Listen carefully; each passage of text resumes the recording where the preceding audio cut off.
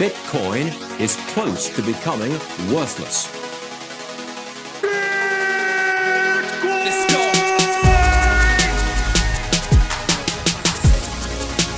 Now, what's the Bitcoin? Bitcoin's like rat poison. Yeah. Oh, The greatest scam in history. let's get it. Bitcoin will go to fucking zero. Yeah.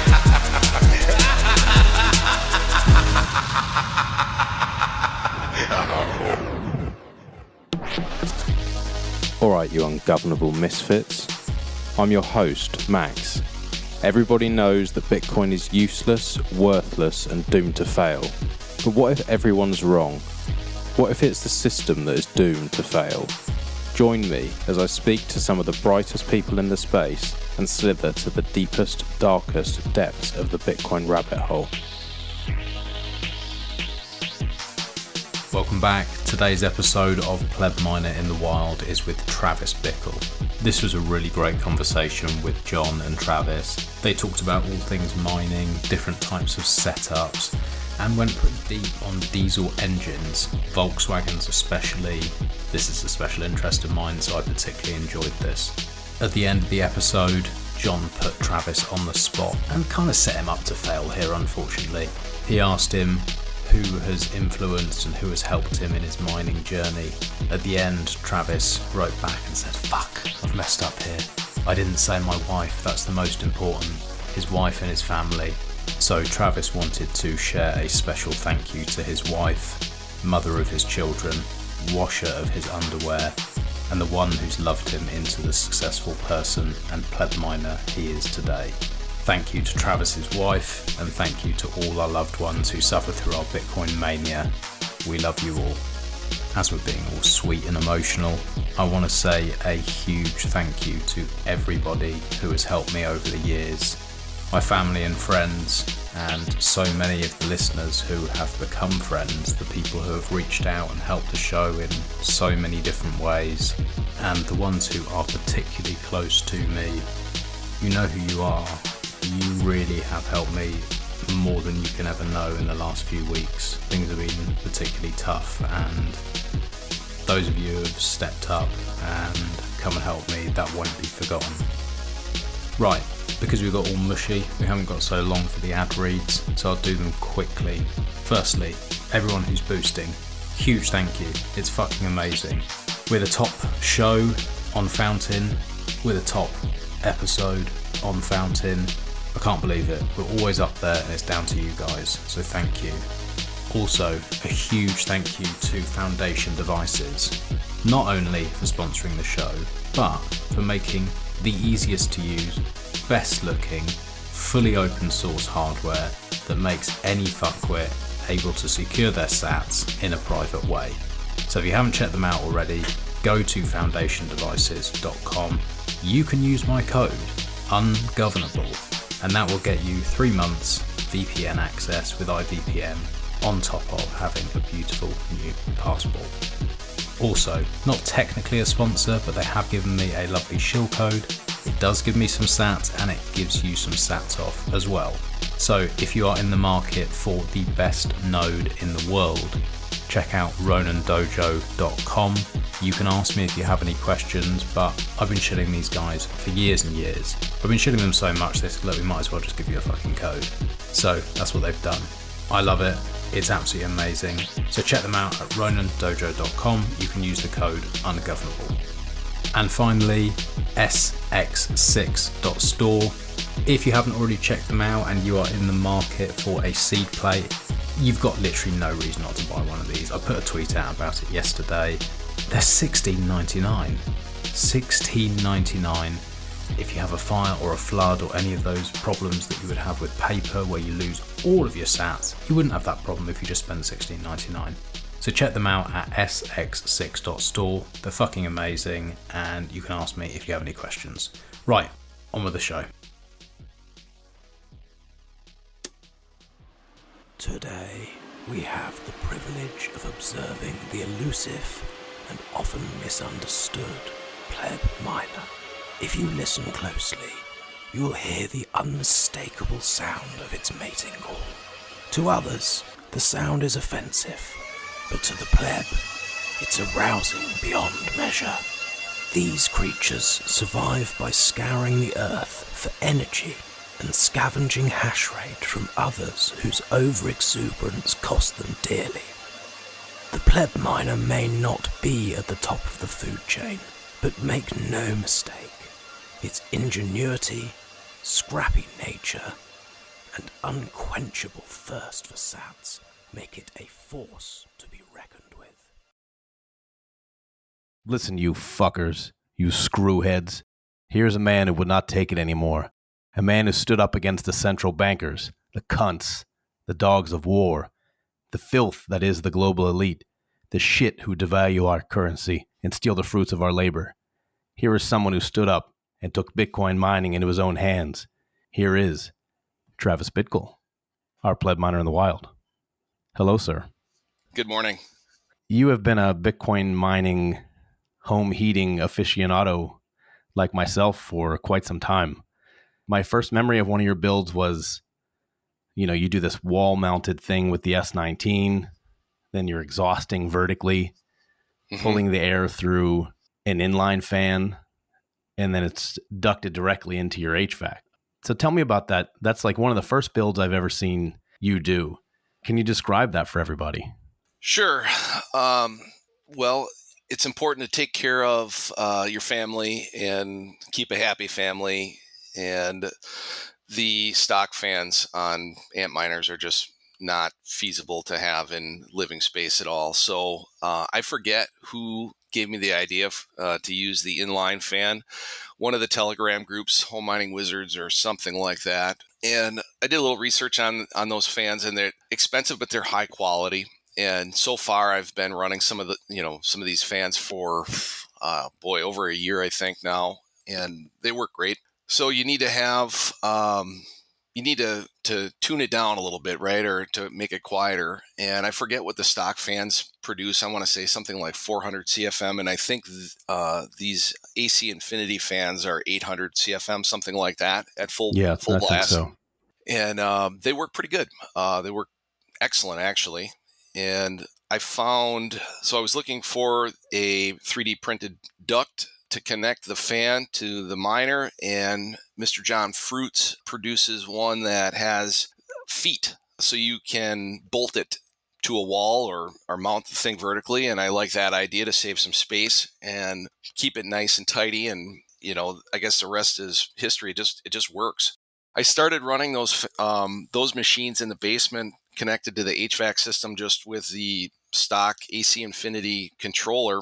And then our friend, Mr. Bomsta, came out with the Njord Board Cloudline control board for those and upgraded those machines further. Instead of just letting them run at 60% or 70% all the time, you have fluctuation with your chip temperature depending on the ambient air, right? Well, now they run on auto, and we can hit a target set point. So right now, actually, I'm home right now, and I'm trying to get reconfigured for, let's say, winter mode, right? So I had some of these machines in the garage, and now I'm in the process of moving them back to the basement. So right now, actually, I have 2 out of the 3 in position, and they're running in low power mode and hitting a chip temp of 55 degrees Celsius. And the fans are running at about like 60% or something like that. So it's pretty hot right now, and I've got those 2 machines on low power just dumping into my HVAC right now, but it's hot out right now, and we've got the air conditioner running, and the air conditioner can overtake that, and so I'm sure it's running a bit more than it needs to be, but I don't care because we're only home for a short time here for a visit, and then I'll be heading back out west for work again for probably 3 months, so they can just run on autopilot, and I can remote in and control them up and down. Or I'm on a demand response program with the utility. So 50 hours a year, I get a demand response call to power down. Otherwise, I'm at like $1.17 a kilowatt hour for those demand response times. So they ran for basically all summer in the garage, and my dad was coming over to cut the grass and stuff like that and take care of the house and check things over. And knock on wood, they just ran all summer, no issues. So I'm gonna get reconfigured for winter mode, and by moving a couple back to the basement, that opens up a couple more welder plugs or some 220 plugs up in the garage. And so I actually, with miners being so cheap as they are here more recently, I have a couple new machines. So I'm really close to maxing out my panel. I have a 200 amp panel. Yeah. And right now I was running some tests with what I have right now with the AC kicking on and a few things running. I think I was up to like 138 amps on the main leg coming into the panel. So that's like getting close, right? But I have one more machine coming, a new M50 Watts miner might be my first Watts miner, and that's going to run in the garage while I'm gone. And since we don't have, we won't be here for a while. This is my excuse to fill up those slots and just let them run. Can you explain the details of your demand response program? Sure. A residential demand response program isn't particularly typical if it's not like a disconnect from your AC or a particular appliance in your home. Mm-hmm. So can you give us the details on that? Well, I was just surfing around the utilities website, and they have it's called small. Let's see here. I think it's called Small Business Response Rewards. And if you're over 12,500 kilowatt hours in a month, I had to be that way for 3 months. If you had that amount of usage over 3 months, then you could enroll in this program, right? And what they do is I get an email, I get a phone call when the demand response times come, and I can log into my home network and just power the miners down, right? So I don't remember the numbers right off the top of my head, but I'm saving a little bit there. I want to say that my on-peak costs are down. Let me think about this for a second. I want to say I'm saving like 5 cents on peak, something like that. And that's a lot. 3 or 4 cents off peak. So yeah, I'm hanging in there right now. With the hash price being where it is, I'm not getting rich doing this. It's a hobby. It's for fun. I hope that when I'm an old man and the grandkids will, I'm doing it for the glory. Let's just say it that way. I hope the grandkids will be like, Grandpa had a petahash out of his house in 23, or something like that, So as long as, I think it's cool as long as you can just barely eke out a profit, you're mining for less than you can buy it, right? So that's all I'm looking for. So right now I'm looking at, while I'm home here, I want to set up, you can, there's a Linux program called PyASIC, and you can set your miners to run on a schedule. And I think what I'm going to do is set them up so that they, for on-peak time, move to low power mode during that period. And I think I'll mine a little bit less Bitcoin, but I'll save a little more fiat that way. Sure. You can also use Rails by Linkcoin. I'll do a little Linkcoin commercial at the same time. Right on. Get it in whenever I can. So you're on a small business response reward program, and you have to be under 12 kilowatts. But if you're going to add machines, you're going to be right there at that border. I need to be over 12. Over 12, okay.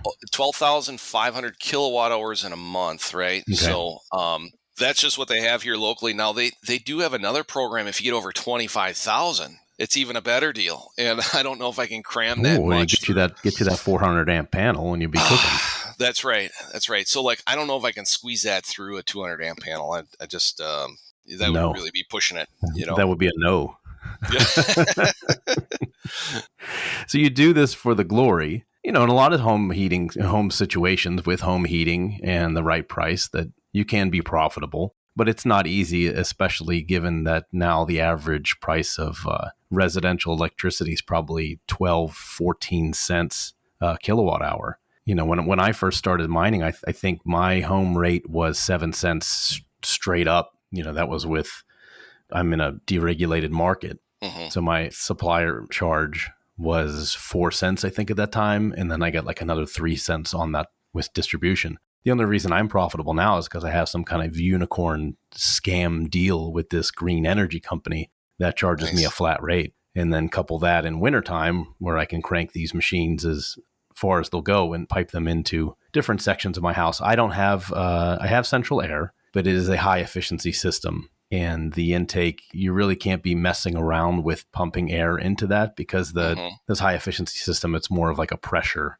thing. The air kind of stays in there pressurized longer to pick up the heat or pick up the cooling. So I tend not to pipe that directly in. I'll pipe the heated air near the intake. And I do something similar with inline fans and have for a while, where one of my designs was I had two S19s in a very large box, and the bottom of the box had filtered air coming in, and then the top was ducted out with two inline fans on the top. So it's the same thought process that you have with pulling the air. Instead of putting the inline fan on one end, I know you have an opinion on this, and I'd like to hear you describe it to other people. You're a puller, not a pusher.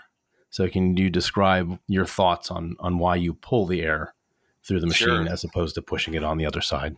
Suck versus blow, right? Well, I didn't want to be crass. Okay, sure.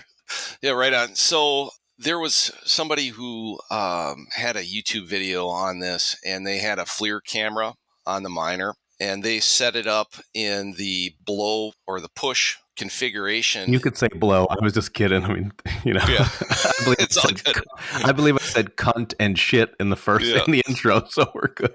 It's all good. So like in the blow position, this guy had a FLIR camera on the miner, and what he had shown there was that the gaps along the hash boards into the control board space was pushing hot air from the hash boards into the control board enclosure. Now, I don't think there's any issue with that, or, from what I understand, it's not going to, melt your control board or anything. Yeah, control boards are pretty tough. There's not much to them. Right. So, I just saw that and I thought, well, why not, the suck configuration or the discharge side, put the fan on and you'll accomplish mostly the same thing. Now, I think you lose a little bit of cooling efficiency that way. The pressure is going to be lower around the heat sinks and the hash boards and that in that configuration, but I found it works just fine. So like maybe the fan's running 5% faster or something. I'm just guessing. I don't have any real evidence with that, but my only thought was, yeah, let's just not blow heat into the control board enclosure. That's the main reason. Yeah, some of these newer Shroud configurations, you mentioned that you use was it John Fruits and Associates Shroud. Rick has one. Another guy that we know, Otto, with Nakamoto Mining, have all these these new shrouds, and they're connecting up to the power supply also. Right. And capturing that. So it does really work in the suck configuration, because then you get to pull the power supply heat off as well. Correct. You're a gearhead, right? Yeah, I guess, recovering gearhead.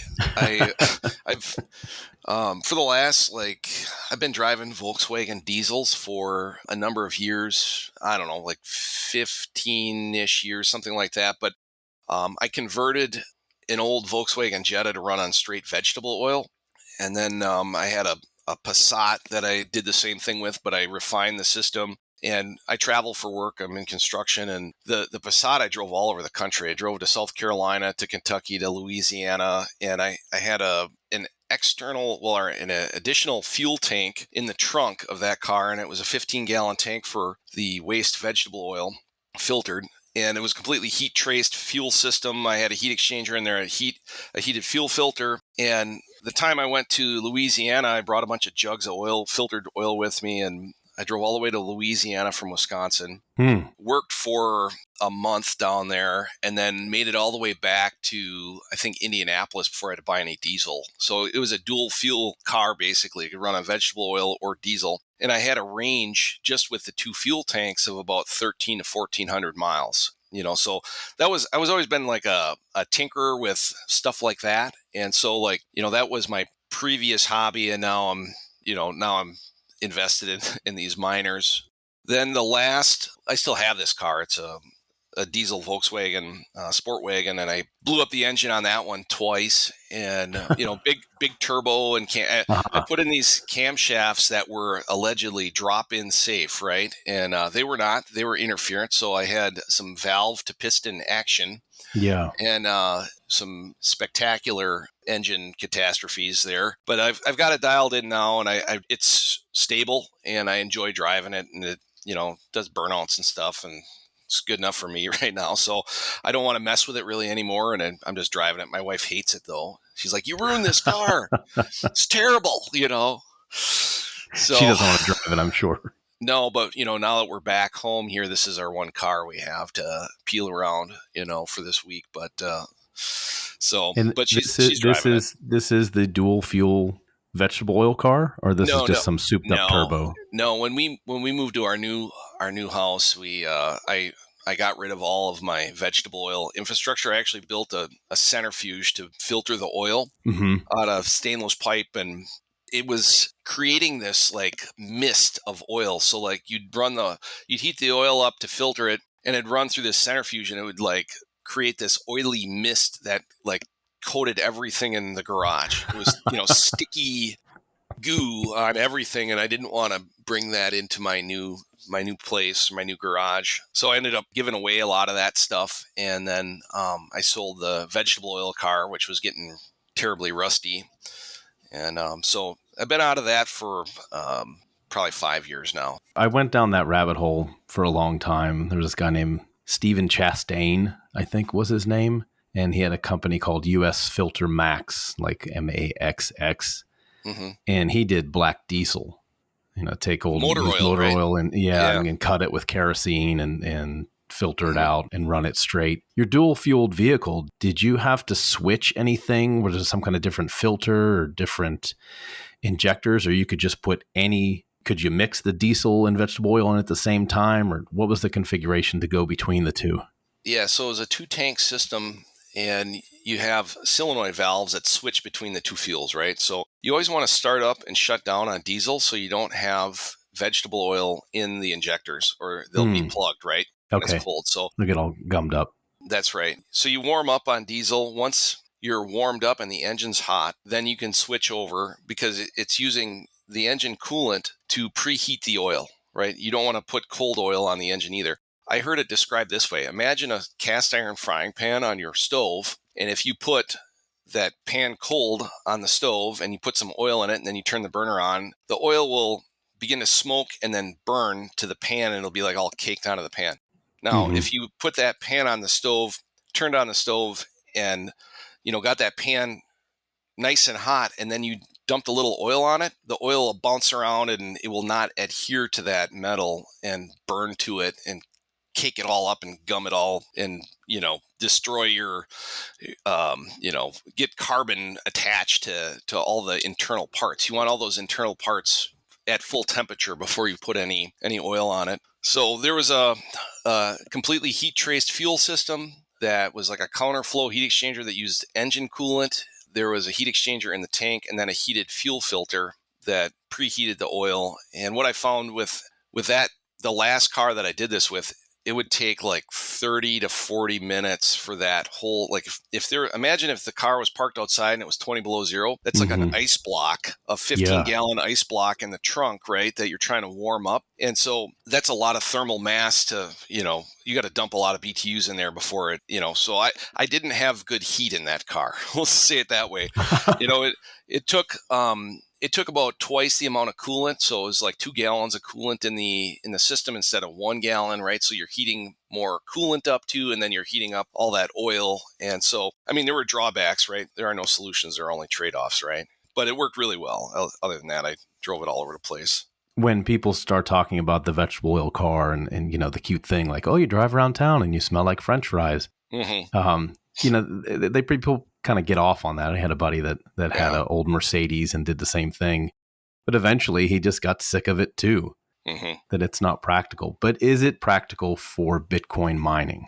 If you had a diesel generator and you had access to all this vegetable oil, or you had access to used motor oil, or I got a guy down the street on a farm that has a pump jack in his front yard that is always full of crude oil. We've said to him before, like, hey, why don't you get that thing empty? And he's like, well, somebody's supposed to come by and take it, and they never do. So do you think it's practical to get old diesel engines and hook them up to a generator and use black diesel and vegetable oil or crude or whatever the hell you can burn in there? Yeah, there was a guy, wasn't there a guy in like Costa Rica that was doing this? And he had just a handful of, he had a small generator and some miners. This was a while back. Well, there maybe was six. Yeah. there was a Lagos Bitcoin, and I think that's in Yeah. Guatemala. Oh, okay, there you go. Because Chet was down there actually, and worked with them for a little bit. Bitcoin Lake is what it's called, and they Yeah. were using the vegetable oil. Like the locals were dumping the vegetable oil in the lake to get rid of it, and they were like, "Well, Yeah. why are you doing that? We'll just take the vegetable oil," and they're mining Bitcoin. But it seems like a pretty exhaustive process. You need some kind of structure around where people just happen to use a lot of vegetable oil. But is it practical in the sense of driving around town and buying that used oil from McDonald's? Well, not McDonald's, but a local restaurant, Right. or going around to Discount Auto Parts or local shops where they have used waste oil and filtering it and mining Bitcoin with it. If you can get the source. So I had a sweet hookup for oil. I had a friend who worked at like a Fiat food plant, right? Donut shop, sweet hookup. This place that I was getting oil from, what they were doing is like making like frozen jalapeno poppers and French fries and stuff like that, where they pre-fry that stuff like before it. And if they got a contamination, like something, the operator screwed up and burnt something in there and it made the oil kind of like burned or whatever, they dumped the whole thing. And I was getting like 500 gallons at a shot. I since have lost that hookup. That's 5 years ago, 6 years ago. I would go and collect 2 totes full, like, those 275 gallon plastic totes, and had a pump, and I go there and I pump it out and fill my totes, and like I was done for a while, so that was highly efficient. And I wish I still had that resource because, yeah, why not? But the other thing you have to remember though is that you really need, if you don't want to destroy the engine that you're burning this stuff in, you need to make sure that it's filtered properly. There's no water in it. A lot of times there's like, I've seen, I started just collecting that oil from, bars and restaurants and stuff like that. And, if they fry chicken, there's like a lot of chicken fat and stuff in there.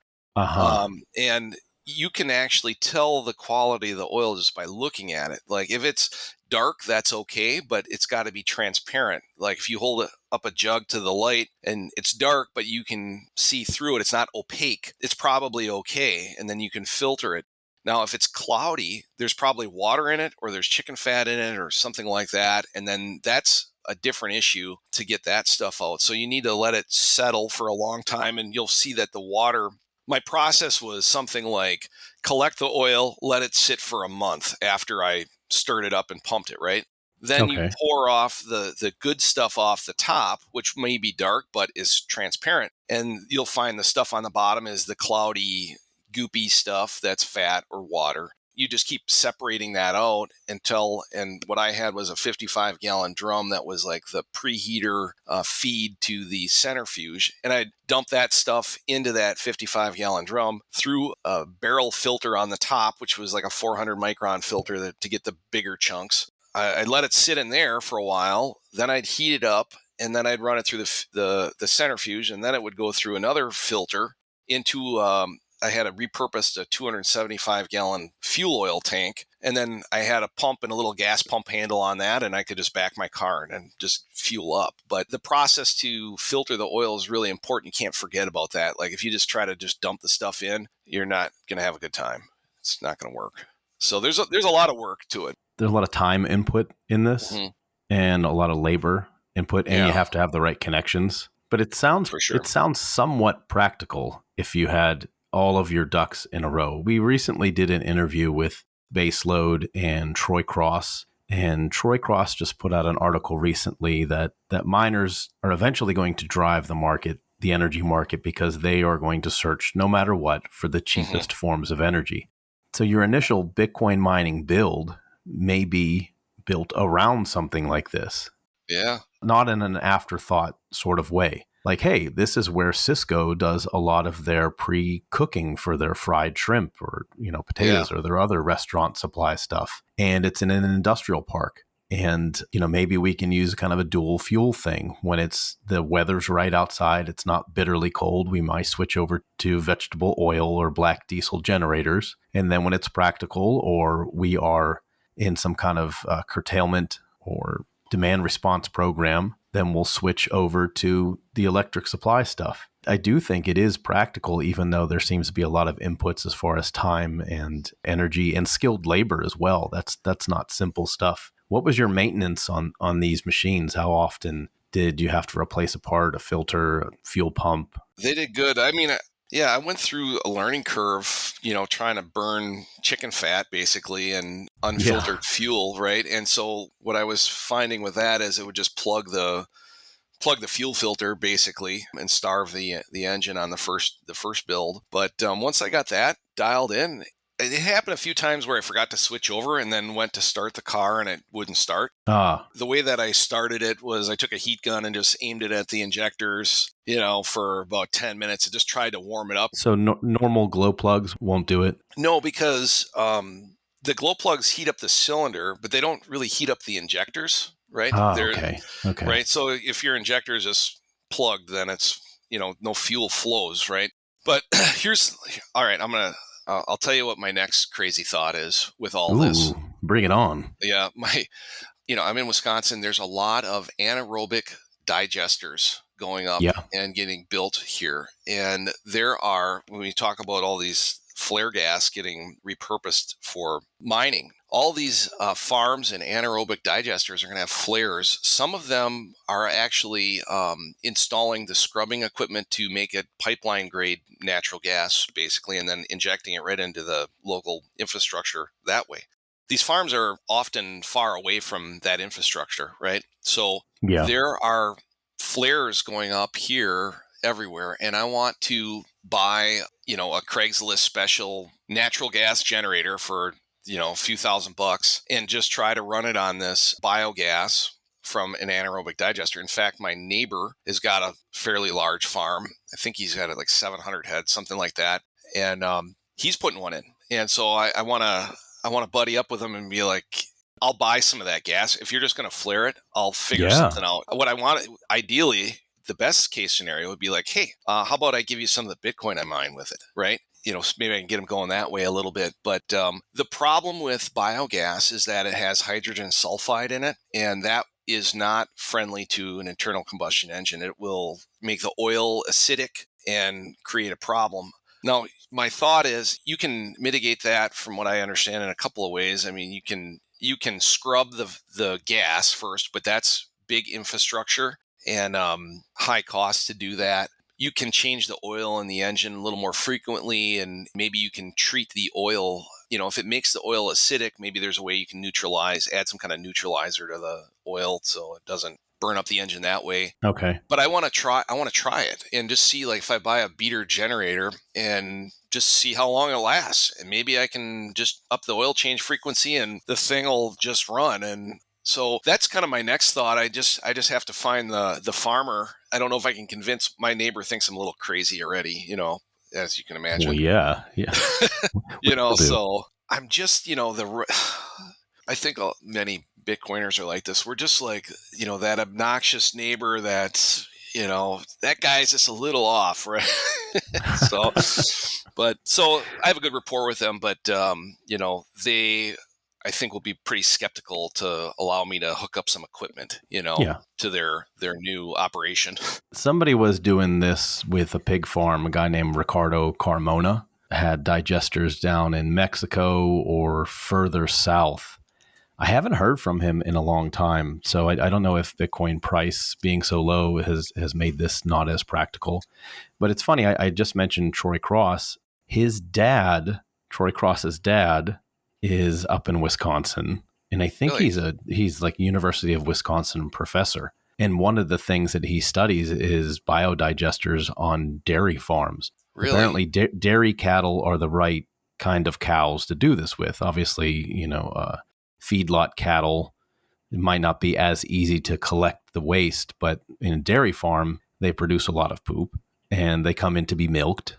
And, the floors are set up in a way where they do the manure collection and get rid of it, because you can't have all that shit around these sterile equipment. So maybe see if we can get you in contact with Troy Cross, and see if we can get you in contact with Troy Cross's dad, and see if you can get piped in and study some of that, or maybe take a visit up there to the University of Wisconsin to see to see what they're doing.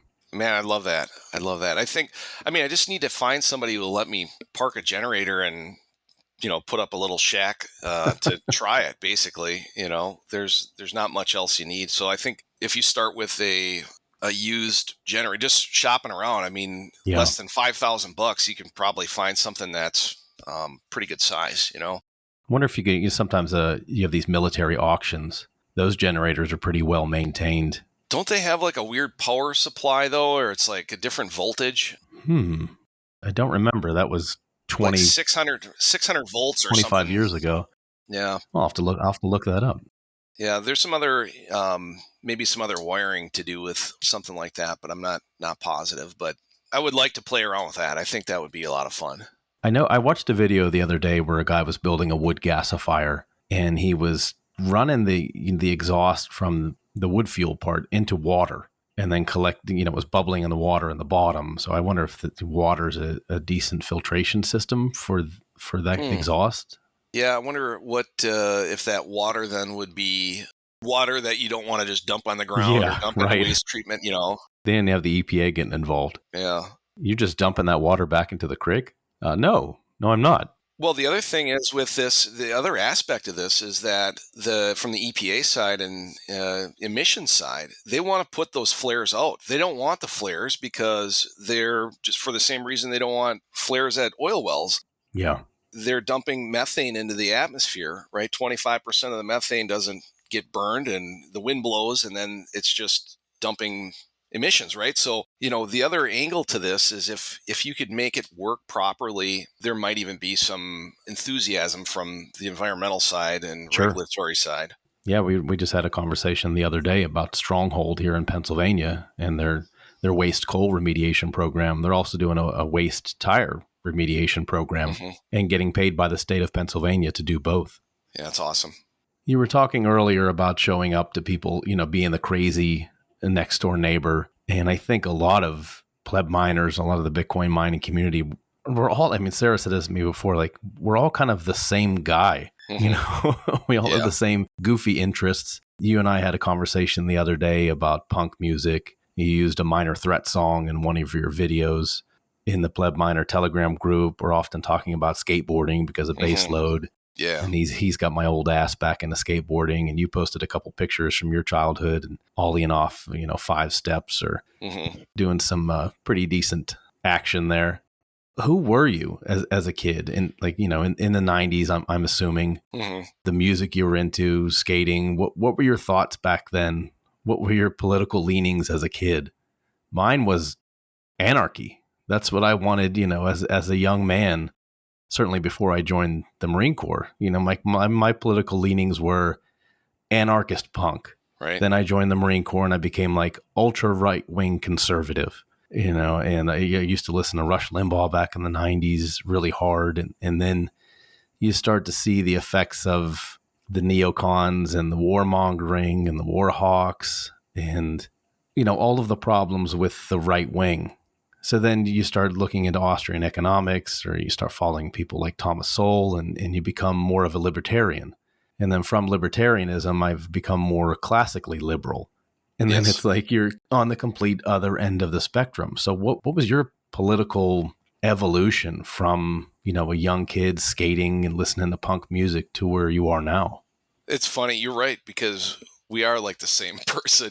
It's very similar path, right? So in college, punk rock, skateboarding, and I would say that I was a left liberal, but an anti-war liberal, right? And what's so crazy today is that somehow the left has become the war party. It's crazy. Yeah. It's so bizarre. It's so bizarre. Like, how has this come full circle? And so very similar, skateboarding, punk rock was, let's say, left. And then, you become disillusioned with that over time once you realize that, like, just doesn't work. And so when I got out of college here, this is like formative years of my life. I got out of college and I thought, okay, well, I went to college. I did everything I'm supposed to do. Where's my job? Like kind of waiting for the handout. Like, where's my, I should just be able to like just walk into like a $60,000 a year job. Well, that didn't happen. And I was, I I studied political science in college, so like Oh talk boy. about a bullshit, social science degree, but, Yeah. um, so I didn't want to be a lawyer and I didn't want to go to law school. Be a lobbyist. Yeah, right. And so, like, I think I was interested in that stuff because I was interested in history and I was interested in the Cold War and stuff like that. So that's kind of why I gravitated that way. But I got out of school and, like, I was delivering pizzas and I was wondering, like, what is going on? Like, why is this isn't supposed to be how it is? Like, why is it like this? Why is it so hard for me to make ends meet? And then I worked a lot of shitty jobs. I worked for a rental car place and I worked for a health insurance company. They give you the tools to be your own boss. The rental car place? The rental car place. Yeah, that's right.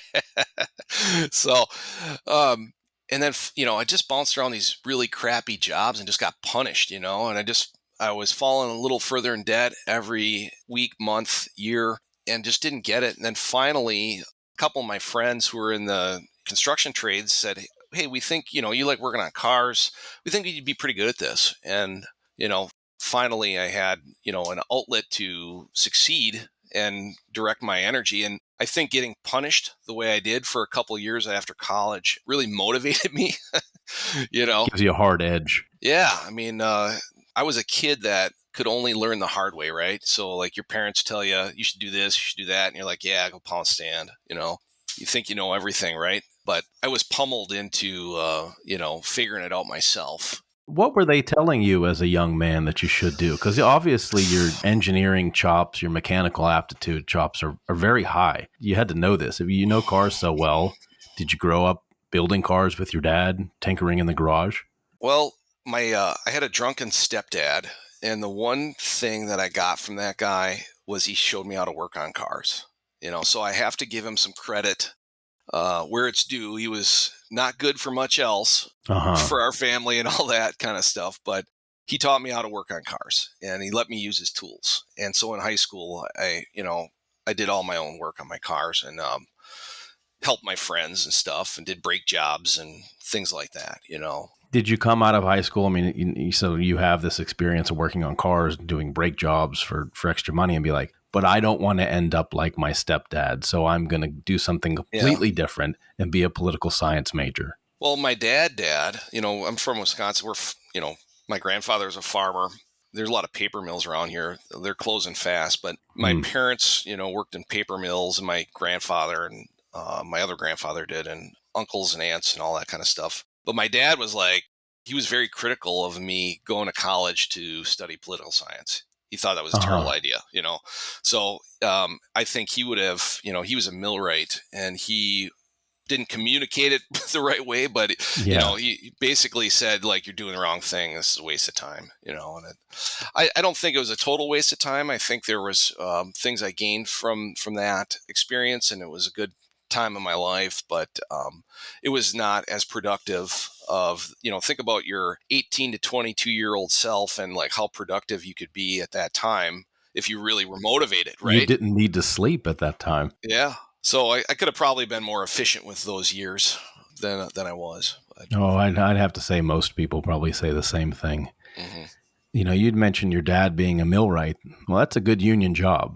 And what I've noticed, Wisconsin is an interesting place. And I think it's like Pennsylvania, and a lot of the Rust Belt is all kind of the same.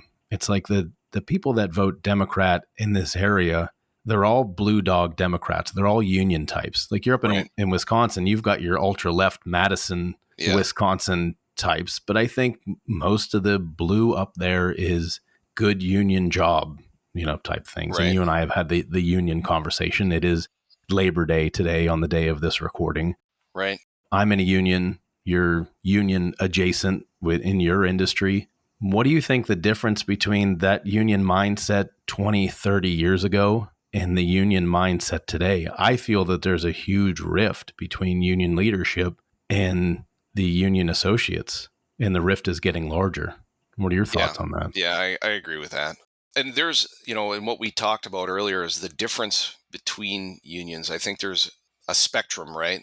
Some are terrible and some are less terrible, right? At least with ours, it's skills based, right? So if you don't have the skills, you're going to ride the bench and probably get starved out and go do something else, which is good. The unions that I think are not good are the ones that are seniority based, because the young guys are not going to try harder because they got to pay their dues, right? They got to put in their time. And the old guys aren't going to try any harder to do any better because they already paid their dues. Oh yeah, I did my time, son. Right, and so then you have like this stagnation of inefficiency. There's no the incentives are wrong, right? We talk about incentives in Bitcoin a lot. The incentives are wrong there, but I agree with you entirely that we're going to see some kind of political upheaval because you're right, the leadership is not in alignment with the membership, and what do we get for all these donations? We don't get anything from them. They just take our money and spew the whatever line is that that they think we want to hear. So I think, like a lot of Bitcoiners, I'm just I'm apolitical now, and I don't really care and pay that much attention to it. It's like like I want to say to my dad, like, oh, you still believe the news? Like the TV news. I think I just said that yesterday to my dad. Right. Like I just it's pointless to even watch. They're still so dependent on it. It feeds their already existing narrative. Whether your boomer parent is from the left or from the right, they're just going to have their ego stroked. They want to be assured that their boomer grift is going to continue, that their 401k is going to continue, or stocks are going to continue to accrue in value. Their Social Security will always be there. Their Medicare will be there. They don't care about unfunded liabilities. That doesn't matter to them. Their house is always going to go up. It's number go up world for them. And whatever they have to do to reconfirm that to themselves, they're going to do. And they don't want to listen to any of us. And it is interesting, you went to college and you came maybe from a left point of view, and I went into the military and I came from a right point of view. And I see this a lot in Bitcoiners. It's like, I bet you 20 years ago, a lot of Bitcoiners would have had arguments with each other, political arguments with each other. And now we've all kind of merged around this one view, this one freedom tech view. It makes me feel good for the future, for sure. Mm-hmm. Yeah. We may disagree on certain political viewpoints, but we're in the same ecosystem, where the biggest disagreement that we may have is cast iron versus, stainless steel pans. Yeah. Speaking of cast iron, you had a build a while ago. I think it was like an S9 or something inside an old cast iron heater. Oh yeah. Yeah, sure. A funny story about that thing. It just turned on by itself. So I brought that thing out with me to my out of state job that I'm on right now. And it was plugged in, not hashing. It was just plugged in, turned off. Right. And, yesterday, just checking my dashboard here, it turned on. Like, what the heck? How the heck did this thing just turn on by itself? And the only thing I can think of is maybe the power went out or bumped off and then back on, and it's just sitting there hashing at my apartment for my out of town job here. But that was a lot of fun. I think somebody on Twitter had posted a picture of something similar to that and talked about putting an S9 in there. I don't think that person ever ended up doing it, but then we were looking for, it was a couple of years ago, 2 years ago, we went to cut a Christmas tree, and then they have like their little gift shop at the tree farm, and they got all kinds of knickknacks and antique stuff. That's where they really make their money. Yeah. Oh yeah, for sure. And that thing was in there, and I thought, yeah, I think you can fit an S9 in there. And so I bought it, and then I mounted the power supply on the very bottom, and then extended the power cables so that they could reach. And then, it's like an old fuel oil, like space heater basically. And it's not a perfect enclosure for it. Yeah. I have to underclock it so that it doesn't like right now, since it turned on, it's running traps too much in there. Yeah. And it's running at like 7 terahash right now. I want to say it's at like 600 watts, something like that. But yeah, she's just hashing away. The wife actually put a little plant on top of it, and just a little plant because we weren't running it. And I asked her today, I said, you didn't leave that plant on that thing. It's going to be dried to a crisp when we get back next week. But so yeah, that was kind of a fun thing. I'm glad that people appreciate stuff like that, and it's quiet. I have some Noctua fans on that one. Yeah. Well, I'd have to say that Rick's little space heater thing, 3D printed one, he basically just copied off you with your cast iron one. Just went with plastic. Does it? Okay, so like it stands the It stands it up. Yeah. vertical. Yeah, Okay, gotcha. Mm-hmm. Uh-huh. So you have a few extra APW 3 Plus power supplies and a few extra parts. And Zack Bomsta's Loki board has enabled you to build something pretty unique. Can you describe to us your newest build? Sure. So Zack's Loki board allows new gen hash boards or Antminer hash boards to run on alternative power supplies. And I don't understand the technical aspects of that, but basically if you try to put a foreign power supply on a Antminer S19 hash board, it won't hash unless it's paired with the correct model power supply. So this Loki board that Zack built jailbreaks it basically, or makes it so that you can use any power supply. And Zack already built one of these, and he had, I guess, a proof of concept where he took a S19, took it down to just one hash board, took two of the hash boards out, and then using his Loki board and an APW 3 power supply, which can run on 110 volt power, run a single board Antminer off of a 120 volt power supply. And the reason that this is unique and special is that you can run it on 120 volts. So most of our Pleb Miner friends don't have the ambition or the money to get an electrician to come in and put in 220 outlets in your home. And everybody's got 120 volt outlets throughout their house. And this would be a way to mine off 120 volts. Also only running one board, the amount of power that you need is, let's say, 1,000 watts or so in that neighborhood. That can be supported by a 120 volt outlet. So he built one, and it was the stock housing, the stock Antminer case, and he put in some styrofoam to fill the voids of the other two boards. I wanted to do it a little differently. Working in the construction trades, we use things like Unistrut, and I wanted to build something that you could see the actual heat sinks, and you could see everything. I wanted to, make it visible, right? And so what I did is I took some Unistrut and made a stand so that the hash board would stand vertically, and use plexiglass to sandwich that hash board so you could see inside of it. Then mounted the control board on the outside of the plexiglass, and then the power supply on the backside. So it's like this vertical space heater basically. And I started the first iteration was just using the stock Antminer fans, which are too noisy. And I eventually went to an AC Infinity inline fan, similar to an AC Infinity inline fan. Man, I do love them. But they're a little bulky. So there's another iteration that I want to try. Who is it on Twitter? Stacking Pleb. I don't know if you've seen his little build. Yeah, he's in the group. Yeah, right on. So I like what he did there. He used like an electronics cabinet with a clear cover. Yeah, it's a really clean build. It's a nice build. I like that better because everything is contained inside of that cabinet. So like if you had kids or something like that, they're not like sticking their fingers, on the power lugs or anything like that.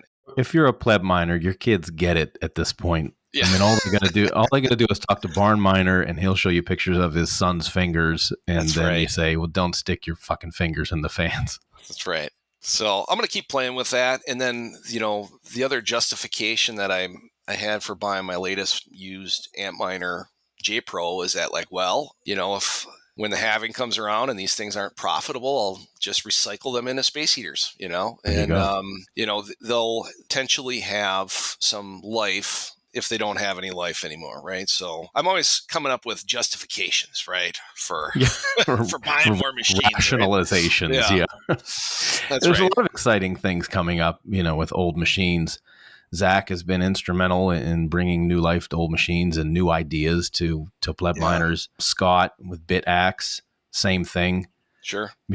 Avril from Multi-Year Tech and Decentral up in Canada are providing single hash boards and builds for the BitAxes and reselling Scott's stuff. Rick Crypto Cloaks is reselling Zack's boards. It's a little Pleb Miner ecosystem within a Pleb Miner ecosystem. Yeah, and I have to give Zack credit for all of the. I mean, this is what kind of busted things open for more tinkering like this. I Yeah. mean, without those parts, without the Njord board and the Loki board, it just there's opportunity here that wasn't there before. It's due to him. All credit to you, Z-Bombs to Z. Mm-hmm. If anybody wants to take a look at Travis's sandwich board build, you got a name for that thing? No, I don't name for it. All right, I'm going to call it sandwich board build. He's written an article for us, and we're going to post it up on Ungovernable Misfits, how he built it, and some data on it too, because you can get some pretty good efficiency out of these builds. Yeah, I was quite impressed. The donor machine was a 92 terahash JPro Antminer, and that single board machine is doing no problem 36, 37 terahash by itself on 120 volts, and with reasonable efficiency, with about stock efficiency, let's say 29 and a half watts per terahash. Mm-hmm. That's like running that 92 machine at like 110, right? Somewhere in that neighborhood, or 115 terahash. So that's not bad. And if you wanted to tune it for more efficiency, you could do that. The one thing that I will mention, though, is to get that APW3++ power supply to do what I had to do, you need to make a slight modification to that power supply and add a resistor in place of a potentiometer. And Zack actually walked me through that. Zack has a nice write-up on explaining on how to do that. I think I have a link to that or on that write-up for you too, Okay. John. If not, we'll get it posted up before it goes up on Ungovernable Misfits. I like the nature of what you and Sat Stacking Pleb are doing with these visible internals. It reminds me of the old Macs. When Mac came out with that, you could see the inside of it. I loved it. And I used to have an old Texas Instruments calculator that you could see the insides. I thought that was super cool. It helps, especially having kids. They see what the parts are. You can describe it to them. It makes it more accessible for people than this big silver thing with these screaming fans. Yeah. You brought up earlier talking about Zack and appreciating him for what he's brought, and I can do the same thing. There's so many people on Bitcoin Twitter that inspired me to do different things with home mining and do different things with mining. There's so many in the community that have inspired people to mine at home. Last year, we started Pleb Miner Month talking about Diverter and his Mining for the Streets article. Econo Alchemist has been very inspirational to a lot of people. You shared in one of your videos that you made and something that we talked about recently, your appreciation for Mr. Rogers and what a practical, sweet soul he is. Right. And you have a video of him, and in it, I think he's getting an Emmy, or he's at some awards ceremony. The Lifetime Achievement, I think, is what it was. Yeah. Okay. Well, that's certainly well deserved. And in his acceptance speech, he says, all of us have special ones that have loved us into being. Mm-hmm. Would you just take along with me 10 seconds to think of the people who have helped you become who you are, those who have cared about you and wanted what was best for you in life? So who have been inspirations to you in Bitcoin mining? Wow, I wasn't prepared for that question, but that's excellent. Come on, man. We go deep here. Yeah. Well, Zack, for sure. Zack's helped make it happen. I mean, I want to say, that little video clip I had called out Zack. Kaboomeracks supplied most of my machines, so thanks to them. And then also, the Brains team has helped me. Alvaro from Brains. Yeah. He's a good dude. We love Alvaro. Yeah. Yeah, no, he just helped me actually, since I've been home, get all my Amlogic control boards running Brains. And so now that kind of opens up some more opportunity. Yeah, that's nice. To underclock, overclock, what have you, right? So it's allowed me to, for whatever reason, there's the low power mode on the stock Antminers. I could not get the firmware to upgrade to the low power mode, so like they were just kind of stuck in normal or sleep, right? So now that's been out since Christmas. Yeah. So I don't know, probably a user error or what have you, but I'm getting away from your question. Who else? Some of these Telegram groups and the folks, Barn Miner, right? Never heard of him. Yeah, I got to give him a shout out, boy, the community. You know, I'm going to think of like 10 people after we hang up here, you know, but I'll just say just in general, thanks to the community that has shared ideas, has engaged, and everybody starts somewhere, right? You start asking questions. My first S9, I had like an old power supply cable from, like a computer or something. It was like 18 gauge wire. Yeah. And I was running that thing at, hell. oh man, I was running that thing at like 1700 watts with a 220 plug on it, and melted the plugs on that thing because of that power supply was too thin, right? You know, you learn the hard way, you ask questions, and, so I appreciate everybody who answered questions from me, over the last few years that I had. And I'd encourage the folks, be patient. If you see some noob out there and they're asking some kind of obvious, question, to take the time to help them and hold their hand, and because somebody helped me. So help each other and we'll make it happen. You've been so active on Home Mining Wizards. I don't say much in that group, but I check in a lot, and you do that. So I'm sure there are people out there that would like to thank you for all of the work that you put in documenting what you do, taking pictures, putting it on Telegram and the Home Mining Wizards group, putting it on Twitter. You've pushed me. I've seen some of your builds and they're so clean, and that's something that I pride myself on, given my vocation is clean wiring, and I go, ooh, his looks better than mine, or, oh, that makes sense. So I think that little competition that a lot of the pleb miners have is good, and it drives us. And I've seen you in Home Mining Wizards, and you are kind and patient and understanding to noobs who ask a question like, how do I point my miner to a pool? How do I plug this thing in?